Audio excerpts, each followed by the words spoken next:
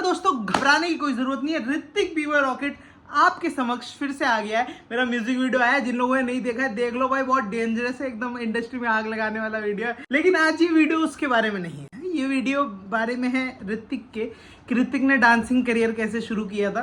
तो उस चीज़ के बारे में ये वीडियो है। तो मैं तुम्हें बताना चाहता हूँ कि ये टॉपिक के बारे में किसी ने पूछा नहीं, लेकिन मुझे कहानियाँ सुनाना बहुत पसंद है, तो मैं अपनी कहानी सुनाने आ गया। तो ये क्या है, वहाँ फटी है क्या यहाँ से? छेद है भाई साहब, ये देखो गरीबी कितनी आ गई है भाई, मगर ये मेरी फेवरेट टी शर्ट है। तो हाँ ठीक है, सुनो। तो मैं क्या बता रहा था, भूल गया। तो जब मैं छोटा था तब मुझे बनना था मैजिशियन। मैं ना जादू करना चाहता था दोस्तों। इंडस्ट्री में मैं ना सुहानी शाह को पीछा छोड़ना चाहता था। मैं ना जादूगर बनना चाहता था, लेकिन जादू सिखाने वाला मुझे कोई मिला नहीं। मैंने बहुत जगह ढूंढा कि कोई मुझे मैजिक सिखा दे, मैं मैजिक सीख लूँ किसी तरीके से। मतलब इधर मतलब बहुत दूर दूर ढूंढने भी गया कि कोई मैजिशियन रहेगा क्या जो सिखा सकता है मुझे। तो मुझे ऐसा कोई नहीं मिला जो मुझे मैजिक सिखा पाए। लेकिन एक दिन मैं पार्क से आ रहा था, तो मैं डांस देखता था, मगर मुझे इतना डांस में इंटरेस्ट नहीं था। लेकिन जब मैंने पार्क में देखा कि कुछ लड़के ना स्टंट कर रहे हैं भाई साहब, इधर से उधर उधर से इधर, मैंने कहा भाई ये तो कुछ डेंजर चीज़ है, ये तो सीखनी पड़ेगी, ये तो कुछ अलग है। लेकिन डांस से मैं अट्रैक्ट नहीं हुआ था इतना कि हाँ चलो सीखते हैं। लेकिन बी बॉइंग और स्टंट जो बच्चे पार्क में कर रहे थे ना, उन्हें देख के मेरे को ऐसा होगा भाई ये क्या क्रेजी चीज़ कर रहे हैं। तो मतलब मैं पार्क में गया उनसे पूछने कि भैया ये क्या चीज़ है ये कि जो आप लोग कर रहे हो।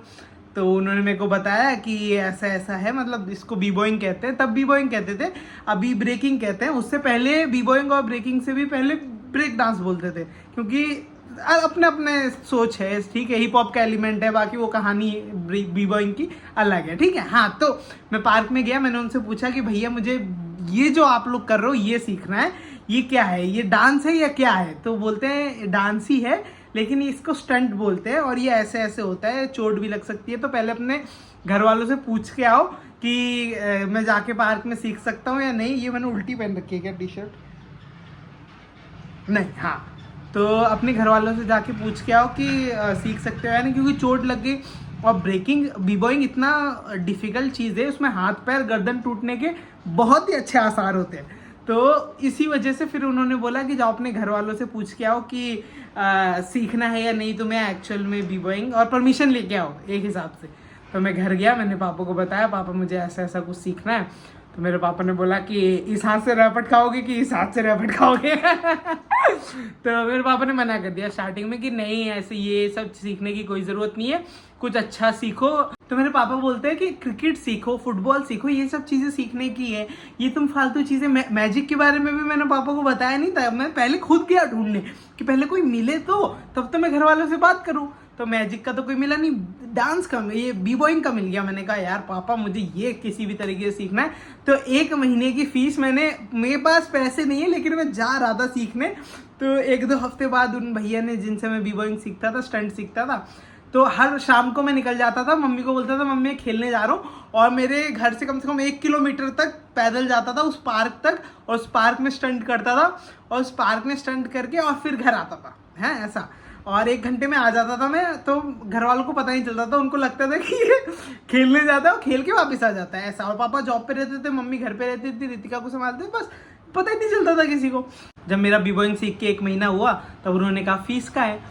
तो मैंने कहा लेके आता हूँ, मतलब 1 हफ्ता हो गया था, 1 महीना हो गया प्लस 1 हफ्ता और हो गया। मैंने कहा लेके आता हूँ, मैं आपको फीस देता हूँ, ऐसा कुछ 250 रुपये दी था फीस। तो भाई मैंने पता नहीं कहाँ, मतलब मेरे दिमाग में क्या चल रहा है, मैं घर वालों से पैसे ले नहीं सकता हूँ। तो मेरा एक दोस्त था, तो वो ना ऑटो चलाता था। तो मैं ना अपने दोस्त के साथ उसके ऑटो के बगल में बैठता था, और चले जाओ तुम लोग, चले जाओ पहले। तो ये बहुत ही अजीब चीज़ है, लेकिन मैं उसके दोस्त के बगल में ऑटो में बैठता था, तो और उसके साथ घूम के आता था, तो उससे वो मुझे पैसे देता था। सिर्फ उसके साथ रहने के, मतलब कि मुझे ना सवारी ववारी बुलानी होती थी। ये मैं मेरठ में रहता था तब की बात बता रहा हूँ, ठीक है। तो मेरे को ना सवारी लेनी होती थी। बहुत छोटा था भाई, मैं 10 साल का था। तो हम लोग को ना, मेरे को बोलता था कि सवारी इधर से उधर के, रिठानी से उधर के लिए पूछो, सेक्टर 5। तो ये था एरिया, ठीक है, याद हो जाए अभी भी। तो एरिया तो मैं पूछता था कि हाँ भैया इधर इधर इधर, तो और उसके मुझे दिन के वो 50 रुपये दे देता था उस टाइम पे। उस टाइम पे। अगर सवारी अच्छी मिल जाती थी तो वो मुझे 50 रुपये देता था, और ऐसे ही 50-50 जोड़ के मैंने 250 रुपये जोड़ लिए एक हफ्ते के अंदर। मैंने कहा यार ये तो बहुत अच्छी चीज़ है। तो वो 1 महीने की फीस मैंने ऑटो चला के दी थी भाई। तो वो मेरे लिए बहुत ही ऐसा इंस्पायरिंग चीज़ है कि यार मैंने ऑटो तक चलाया नहीं कभी, बस बैठा उसके बगल में, कि मतलब हाँ उसके लिए सब कंडक्टरी की है, उसके लिए सवारी ढूंढ के लाता था, और उसने मुझे पर डे के 50 रुपये दिए थे, और वो 50-50-50 जोड़ के मैंने 1 महीने की फीस दी थी 250 रुपये। तो फिर मैंने वीबोइंग सीखी। फिर उसके बाद अगले महीने मैंने कुछ और काम किया, और वो भी बहुत इंटरेस्टिंग काम था, पता है। तब मैंने अगले महीने में फिर उसी दोस्त के थ्रू एक लड़का मिला था, वो ना पंपलेट बांटता था, पेपर जो सुबह सुबह न्यूज़पेपर निकलते हैं ना उनमें पंपलेट लगाता था। तो हम लोग ना इंस्टीट्यूट से पंपलेट उठाते थे और जाके न्यूज़पेपर वालों को देते थे, वो न्यूज़पेपर वाले पेपर के बीच में लगाते थे वो पंपलेट। जो आप लोग न्यूज़पेपर खोलते हो उसमें एक पंपलेट निकलता है, वो पैम्पलेट हम लोग उनके क्या बोलते हैं इंस्टीट्यूट से लेके आते थे। वो हमें कुछ पैसे देते थे और वो हम लोग न्यूज़पेपर वालों को डलवा देते थे कि इस एरिया में जाके दे आओ। तो उसके मुझे पैसे मिलते थे, फिर मैंने उससे फीस दे दी। फिर थोड़े टाइम बाद मैं थोड़ी अच्छी वीबोइंग करने लगा, 1-2-3 महीने बाद, तो उन्होंने मेरे से फीस लेना बंद कर दिया। फिर उसके बाद एक इंटरेस्टिंग चीज़ हुई, पता है क्या, और वो अगली वीडियो में बताऊंगा, मतलब अभी सब बता दूंगा तो फिर तुम लोगों का मजा खराब हो जाएगा ना।